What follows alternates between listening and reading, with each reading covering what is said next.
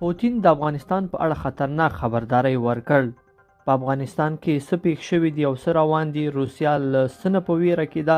تازه جزئیات را سره په ویډیو کې وګورئ او چینل سبسکرایب کړئ. درنو لیدونکو السلام علیکم. پوتین وایي په افغانستان کې د ترهګرو ډلو فعالیت زیات شوی دی. د روسیې ولسمشر ولادیمیر پوتین د سیمې د یو شمېر هیوادونو د ملي امنیت له سلاکارانو سره د افغانستان په اړه خبرې اترې کړې دي. پوتین په دغو خبرو کې ویلي چې د امریکایي ځواکونو له وتلو وروسته په افغانستان کې وضعیت نه دی ښه شوی او د ترهګرو ډلو فعالیت زیات شوی دی. هغه د اوکراین جګړې ته اشاره وکړه او زیاته یې کړه، موږ نه غواړو چې زموږ په جنوبي سرحدونو کې یو بل تاوتریخوالی رامنځته شي. روسیه د تېرې چهارشنبې په ورځ د افغانستان په اړه د سیمې د هیوادونو د ملي امنیت د سلاکارانو د غونډې کوربه وه.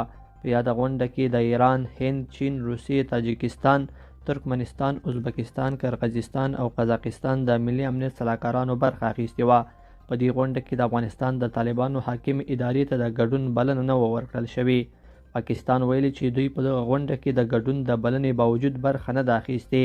په یاده غونډه کې روسیې د ملي امنیت شورا سکرټر نیکولای پیټروشیف په افغانستان کې د بهرنیو ځواکونو د پاتې وسلو په اړه هم اندېښنه ښکاره کړې ده. نوموړي ویلي دي چې د دغو وسلو په وسیله نارامي د سیمې ټولو هیوادونو ته تلای شي.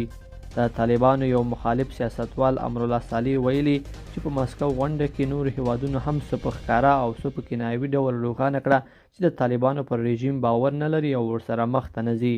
صالح هیلهمندي ښودلې چې دا به د طالبانو پر وړاندې د سیمې د هیوادونو لومړنی ګډ جدي دریځ شي او پر ضد به د سیمې د هیوادونو مخالفتونه زیات کړای شي.